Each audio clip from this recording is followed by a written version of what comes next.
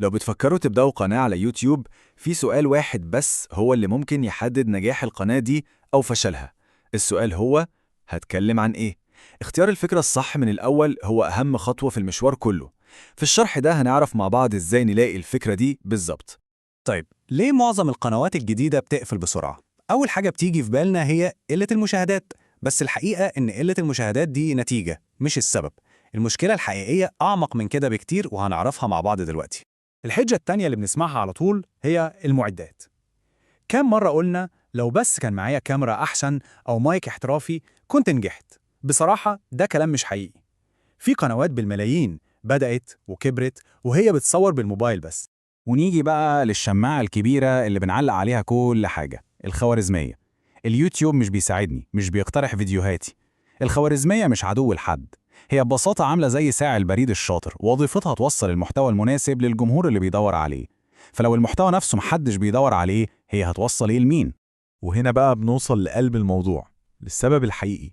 أكبر سبب بيخلي أي قناة يوتيوب تموت قبل ما تكمل 3 شهور هو اختيار فكرة غلط من البداية. الأساس كله غلط، فكل اللي بيتبني عليه طبيعي إنه يقع.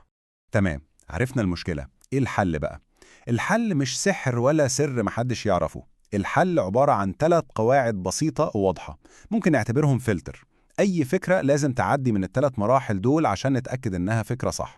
التلات شروط دول هما: أولاً لازم يكون في طلب على الفكرة. ثانياً لازم تكون الفكرة دي قابلة للاستمرار بالنسبة لنا إحنا شخصياً. وثالثاً لازم نكون بنقدم فيها قيمة حقيقية ومختلفة. وخلوا بالكم، لو شرط واحد بس من دول وقع، المشروع كله للأسف بيقع.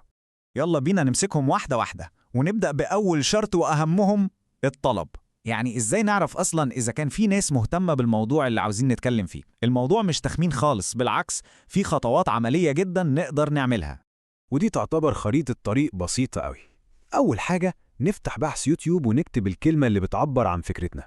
نشوف الاقتراحات اللي بتطلع، دي الحاجات اللي الناس فعلا بتبحث عنها.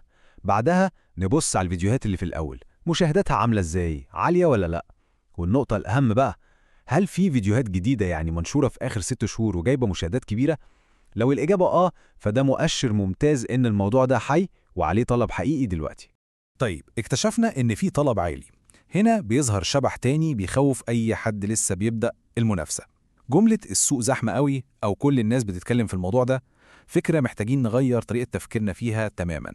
بصوا، بدل ما نسأل السؤال الغلط هو في ناس كتير بتعمل كده، لأنه الإجابة دايما هتكون لا، نسأل السؤال الصح والمهم: هل أنا أقدر أقدم الموضوع ده من زاوية مختلفة أو أضيف قيمة جديدة؟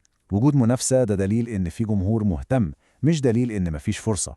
وناخد مثال عملي جدا، مجال زي الربح من الإنترنت. ده مجال زحمة فوق ما نتخيل، لكن لو ركزنا شوية هنلاقي إن أغلب القنوات دي بتكلم ناس عندها خبرة. طيب فين القناة اللي بتشرح الموضوع ببساطة وبصراحة لواحد لسه بيبدأ من الصفر؟ أهو دي الزاوية المختلفة اللي ممكن تخلق فرصة ذهب في وسط أكتر سوق زحمة. كده خلصنا كلام عن الطلب والمنافسة. ندخل بقى على الشرطين التانيين، الاستمرارية والقيمة. ودول بقى الجزء اللي بيخص صانع المحتوى نفسه. وعشان نضمن ان الفكرة دي مناسبة لينا، في اختبار بسيط جدا بس عبقري اسمه اختبار ال50 فيديو. 50، ايوه، الرقم ده هو المقياس الحقيقي. قبل ما اي حد فينا يلتزم بفكرة معينة لازم يسأل نفسه بمنتهى الصدق: هل انا عندي شغف ومعلومات كافية اني اعمل 50 فيديو عن الموضوع ده؟ مش 5 ولا 10، 50. المغزى هنا إننا نختار فكرة عندنا فيها مخزون كلام ومعرفة يكفينا ال50 فيديو، مش مجرد فكرة ولعت في دماغنا يومين نعمل عنها فيديوهين 3 وبعدين نلاقي نفسنا مش عارفين نقول إيه تاني. الاستمرارية بتيجي من الشغف الحقيقي، مش من ترند مؤقت. فالاستمرارية هنا مش معناها بس إن الواحد يكون عنده أفكار، لأ، معناها إن يكون في شغف ومعرفة شخصية بالموضوع. ده هو الوقود اللي هيخلي القناة تكمل وتفضل شغالة من غير ما نحس بملل أو إرهاق. دي بالظبط طاقة القناة. واختبار ال50 فيديو ده بيحمينا من أكبر 3 فخاخ ممكن نقع فيهم: إننا نختار فكرة عشان شكلها بتجيب فلوس، أو عشان هي ترند اليومين دول، أو الكارثة الأكبر عشان حد قال لنا نعمل كده. ال3 دول وصفة مضمونة للفشل السريع. في النهاية كل اللي قلناه ده ممكن نلخصه في سؤال واحد بسيط لكنه عميق جدا. كل واحد فينا محتاج يسأل نفسه بصدق: إيه هو الموضوع اللي ممكن أعمل عنه 50 فيديو وأنا مبسوط ومستمتع؟ الإجابة الصادقة على السؤال ده هي دي فكرة القناة الناجحة. في الفيديو اللي فات اتكلمنا عن ازاي تبدأ قناة من غير معدات. في الفيديو الجاي هنتكلم عن ازاي تختار اسم قناة احترافي ويخدمك على المدى الطويل. لو لسه محتار اكتب في التعليقات 3 أفكار وأقول لك تختار ايه منهم. كده خلصنا فيديو النهاردة. لو عجبكم اعملوا لايك، ولو مش مشتركين في القناة اعملوا سبسكرايب علشان يوصل لكم فيديوهاتنا اللي جاية. ولو في أي استفسار عندكم اكتبوه في التعليقات وهجاوبكم عليه. بتمنى لكم الاستفادة دايما واشوفكم على خير في الفيديوهات القادمة.